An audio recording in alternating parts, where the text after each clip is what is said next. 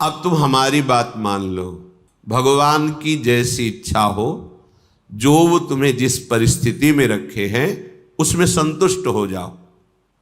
जथा लाभ संतोष सदा काहू सो कछु न चाहोगे। अपनी ऐसी वृत्ति बनाओ कि भगवान से भी मांगने की इच्छा ना हो। जैसे वो मुझे रख रहे मैं उसमें राजी हूं। ये बहुत बड़ी उपलब्धि है, बहुत बड़ी सिद्धि है ये। इसी से सारी कामनाएं नष्ट हो जाती है। बिन संतोष न काम न साही और अछत काम सुख सपने नाही। बिना संतोष के कामना का नाश नहीं होता, और जब तक कामना रहती तब तक स्वप्न में भी जिसे सुख कहते हैं उसका अनुभव नहीं होता। जागृत की कौन कहे। आप कामना में ही सुख ढूंढ रहे हैं, और सिद्धांत कह रहा है कि अछत काम सुख सपने नाही। यदि हृदय में कामना है तो स्वप्न में भी सुख नहीं मिलेगा। कामना कैसे नष्ट होगी? बोले जथा लाभ संतोष सदा काहू सो कछु न चाहोगे। मैं सदा संतोष धारण करूंगा कि मेरे प्रभु ने जैसा विधान कर दिया है हमारे लिए पर्याप्त है। जथा लाभ आद्य हारेपि यादृच्छिक, जो हमारे आराध्य देव है उनकी इच्छा के अनुसार हमें आहार वास वस्त्र व्यवस्था और संग, ये जो कृपा करके मिला है, हमको अब आकांक्षा नहीं करनी चाहिए किसी भी वस्तु की। सच्ची मानो, जैसे कोई प्रश्न करे कि हमें सत्संग की आकांक्षा करनी चाहिए, हमें भगवत चरणारविंद के धाम में रहने की आकांक्षा करनी चाहिए। यदि आप ठीक से भजन करते हो तो आपको कोई आकांक्षा करने की जरूरत नहीं। आगे से आगे वो जहां पहुंचाना जो करना अपने आप करेंगे। हम वृंदावन को जानते भी नहीं थे, पहली बार स्मरण हुआ कैसा होगा वृंदावन, क्योंकि अपने लोगों की अंतर्दृष्टि रहती थी, एक एक हरकत पर नजर थी अंदर की, बाहर का तो मतलब ही नहीं था। भगवान की ऐसी असीम कृपा रही है कि यौवन अवस्था में कभी कहीं भरपेट भोजन मिला हो तो मिला हो, ना कोई गर्म कपड़े पहनना, ना जीवन में कभी पंखा चलाना। ये ऐसी दुनिया का प्रपंच तो बहुत दूरी बात है, कभी पंखा के नीचे सोए हो ऐसा अनुभव नहीं वृंदावन के सिवा। एकमात्र अंतर्दृष्टि, मेरी वृत्ति कहां है, बस इसी पर रहती थी। कहां है मेरी वृत्ति? बस हर तरह से इस मन को देखा है। जैसे लोग कहते हैं ना, मामू को मार्ग में पीएचडी किए, तो साधक उपासक साधु महात्मा केवल मन पर दृष्टि रखते हैं। सारी पढ़ाई मन की है, इसमें और कोई बाहरी बातें नहीं है। इसमें परम सिद्धि का जो लाभ होता है वो केवल मन पर दृष्टि रखी जाती है। उसी को दृष्टि में रख करके सृष्टि से बचा के और भगवान के चिंतन में लगाना, बस एक लगन लगी हुई। कैसे ब्रह्म साक्षात्कार हो, कैसे वहां कोई ये गुंजाइश नहीं थी। भोग सामग्री, भोग वार्ता, भोग दृश्य, घाटों में कहां गुंजाइश। दोपहर की तपती धूप में पंडों की छतुरी के नीचे, और रात्रि में वही घाटों में थोड़ी देर भिक्षुकों के बीच में बैठ जाना, जो मिला मिला, नहीं तो हर हर महादेव, शांत एकदम। ब्रह्मचर्य और संयम का बड़ा बल होता है। कभी निराश हताश और ऐसा नहीं कि चलने लायक नहीं, ऐसा कभी अनुभव जीवन में नहीं हुआ। आप समझिए, वो परिस्थिति अगर ना मिलती तो शायद है कि वो अनुभव भी ना होता। जो अनुभव, एक जो निश्चिंतता, निर्भयता, एक ठसक, हर समय नवीन उत्साह, वो भगवान ने जैसी परिस्थिति चयन की थी उसी में राजी होने से हो गया। एक बार इतने भूख से व्याकुल हुए तो दो संत आए काशी के, और ऐसा कहाँ रहते हो? घाटों में रहते हैं। भोजन जो महादेव जी दे देते हैं। या घाटों में कौन देता है? अन्नपूर्णा। कभी सतुआ इतना, जैसे भिखारियों को लोग बांटते हैं, 2-4 किलो सतुआ लिया, 50 बैठे हैं, ऐसे ऐसे डाल दी, तो कमंडल का ढक्कन होता था ऐसे रखा, कोई 1 पीस बर्फी रख दी ऐसे, बोले आओ चलो आज तुम्हें भोजन पवाते हैं। को देखो मन की बात प्रभु ने सुन ली, लेकिन हंसी की बात, ले गए कमरे में बैठाला और 2 घंटे बाद आए। रात हो गई थी, शाम के बैठते थे जाके, और आए बोले हमारे यहाँ तो प्याज लहसुन बनता है, आप खाते हैं? ये तो नहीं बन। अच्छा महादेव, हाँ निकले, खूब हंसे कि ए मन देखा तेरी चालबाजी नहीं चली, नियम लिया था कहीं नहीं जाएंगे, पर इतनी व्यवस्था हम अपनी तरफ से ले गए, और देखा तुम्हें उत्तर दिया महादेव, चल आज के बाद कोई बुलाए भी तो नहीं जाला है।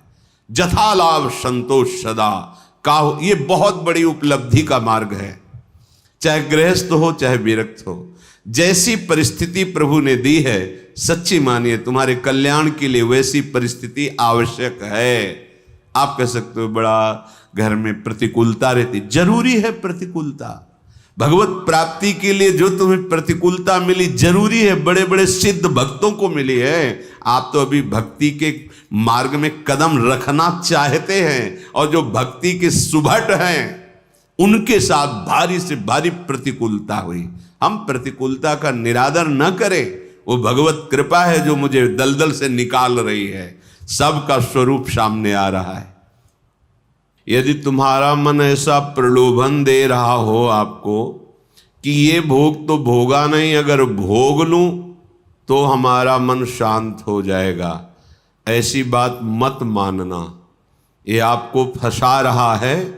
क्योंकि भ्रातर भोगा सुभक्ता का इह न भविता नापि संसार मध्य, कोई ऐसा भोग नहीं है जो तुमने संसार में भोग न लिया हो, क्योंकि तुम्हारे बहुत जन्म हो गए हैं।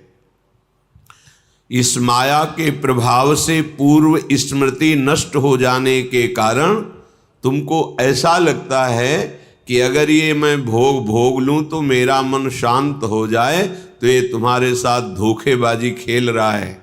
तुम्हारा अंतःकरण जो बुद्धि मन चित्त अहंकार है, ये तुम्हारे साथ धोखेबाजी कर रहा है।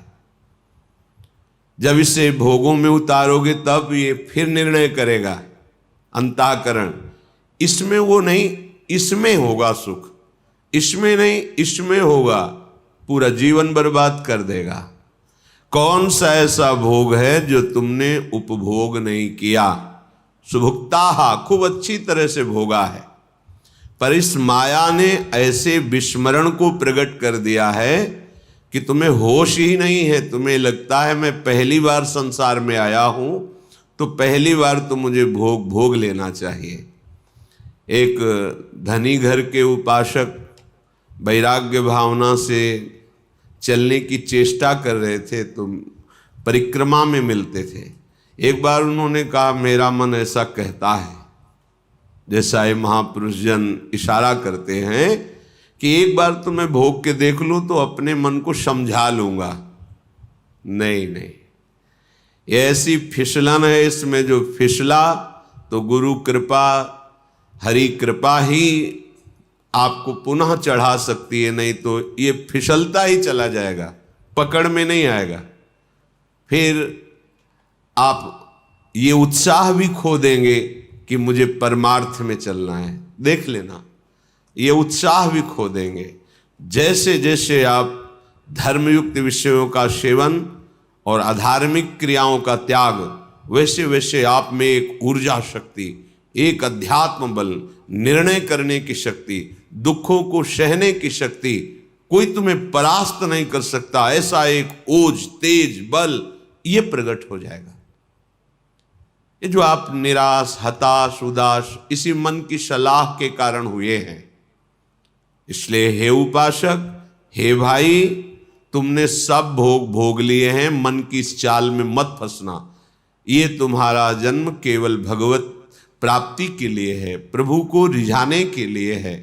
कभी मान बड़ाई में, कभी भोग वासना में, कभी शरीराभिमान में, कभी मोह ममता, ये ऐसे फंसाती रहती माया।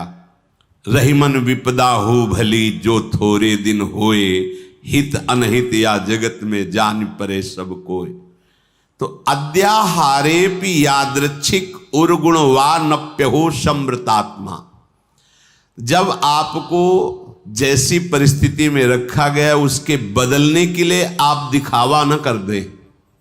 दिखावा होता है। ब्रह्मबोध प्राप्त करने के लिए एक महापुरुष मिले थे, उन्होंने कहा था कि अपने गुणों को प्रकाशित ना करे, मौन का आश्रय ले और ऐसे जैसे कोई विक्षिप्त हो ऐसे रहे, फिर उसकी जो यथालाभ व्यवस्था होती उसमें रहे तो उसे बहुत जल्दी ब्रह्मबोध प्राप्त हो जाता है। अपने गुणों को प्रकाशित करके, अपनी महिमा को प्रकाशित करके उसका उपभोग करने लगे तो फिर वो स्थिति से गिर जाता है, वो उस चरम अवस्था को प्राप्त नहीं होता। गंगा किनारे एक से एक महापुरुष, एक से एक दिव्य अनुभवी महापुरुष यहां कह रहे उर्गुण वानप्य हो समृतात्मा। आप अपने गुणों को प्रकाशित करके ऐसा कहीं उपभोग तो नहीं कर रहे, अपने सम्मान का गुण प्रदर्शित करके, चाही हुई वस्तुओं का, मानी हुई मान्यता का यदि उपभोग कर रहे हैं तो आप अपने मार्ग से गिर जाएंगे। आपको गुण प्रदर्शन नहीं करना। हम प्रभु के गुण गा रहे हैं, प्रभु का नाम कीर्तन कर रहे हैं, प्रभु की सेवा कर रहे हैं, प्रभु का जस गा रहे हैं। हजारों को लाभ मिले, लाखों को लाभ मिले, करोड़ों को मिले, सबका मंगल हो, कोई परेशानी। यहां कह रहे कि अपने गुणों का प्रदर्शन करके प्राप्त विषयों का सेवन उपभोग करना, विषय आए स्वीकृत नहीं हृदय में, जथा लाभ संतोष सदा। महलों में राखो चाहे झोपड़ी में वास दो, कोई प्रश्न नहीं है। चित्त का समाधान हो चुका है, अब कोई परेशानी नहीं है, कोई खुशी नहीं है, कोई दुख नहीं है। बहुत उत्तम स्थिति का वर्णन कर रहे हैं उपासक की। श्रीमद वृंदावनेस्मिन सतत मठ सखे सर्वतो मुक्त संगा। ये अमृतमय वचन। वृंदावन में तुम्हारा आगमन हुआ, वृंदावन का आश्रय लिया, वृंदावन का वास, तो यहां किसी का संग मत करना। कह रहे सखे सर्वतो मुक्त संगा। सर्व संग और संत संग इस सर्व में नहीं आता। जो भगवत अनुराग में रंगे हुए महापुरुष हैं, तो भगवत प्राप्त संतों ने भी ऐसी आकांक्षा की कि मुझे ऐसे प्रेमी महाभागवतों का संग मिले, क्योंकि बिना उनकी चरण धूल में बैठे, उनकी चरण धूल से अभिषिक्त हुए ना तत्वबोध होता है ना भगवत प्रेम होता है। तो संतों का संग ही सर्व संग का त्याग कराता है। इसीलिए श्री भगवान ने अपनी प्रसन्नता, अपनी प्राप्ति के उपाय का जब वर्णन किया तो कह रहे हैं व्रतानि यज्ञ छंदांसि तीर्था नियमा यमाह यथा वरुंधित सत्संगा सर्वसंगोपहो हिमाम। बड़े बड़े व्रत नियम और तीर्थ यात्रा धर्म आदि, इन सब के द्वारा शास्त्र स्वाध्याय आदि, देवताओं का यजन पूजन आदि, इनके द्वारा मेरी प्राप्ति उतनी संभव नहीं जितनी संत संग से। क्योंकि संत संग क्या करता, सर्व संगोपहो हिमाम, सर्व संगों का त्याग करा देता है। जो आसक्ति संसार में, विषयों में, व्यक्तियों में, वही आसक्ति यदि संत महात्मा में हो जाए तो मोक्ष का खुला हुआ द्वार शास्त्रों में पाया गया है। तो यहां जो सखे सर्वतो मुक्त संगा, उसका भाव है जो प्रभु से विमुख जन है उनसे हमारा परिचय भी नहीं होना चाहिए। वृंदावन ऐसे रहे मनो चिन्हारो नहीं, हम नहीं पहचानते किसी को। नेत्र नीचे हैं, अपने मार्ग को देख रहे हैं और अपने प्रिया प्रीतम का स्मरण कर रहे हैं। जो मिलता है मेरे प्रभु इस रूप में आए हैं, ऐसे भाव से। कहीं कोई सांसारिक भाव, सांसारिक संबंध नहीं। सांसारिक प्रपंच को स्वीकार करने वाला उपासक उपासना में आगे बढ़ नहीं सकता। अपने गुणों को प्रयोग न करते हुए, जो हमारे अंदर भागवतिक गुण हैं, वो प्रभु की महिमा को, प्रभु के यश को गान करके जगत मंगल के लिए हैं। अपने में विशेषता का भाव आ जाना पतन का लक्षण है। मैं इनसे विशेष हूं, विशिष्ट हूं, मैं महान हूं, ऐसी बात मलिन अंतःकरण में आती है, निर्मल अंतःकरण में नहीं।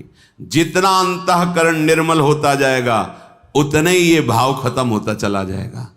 और जिसका संपूर्ण अंतःकरण निर्मल हो जाता है उसके हृदय में ये बात आ जाती है कि मैं चराचर जगत का सेवक हूं। सो अनन्य गति जाके असमत न टरे हनुमंत, मैं सेवक और सचराचर रूप स्वामी भगवंत। ये सबसे बड़ी बात आ गई। तो श्रीधाम वृंदावन का आश्रय, वृंदावन का वास, किसी से कोई परिचय नहीं।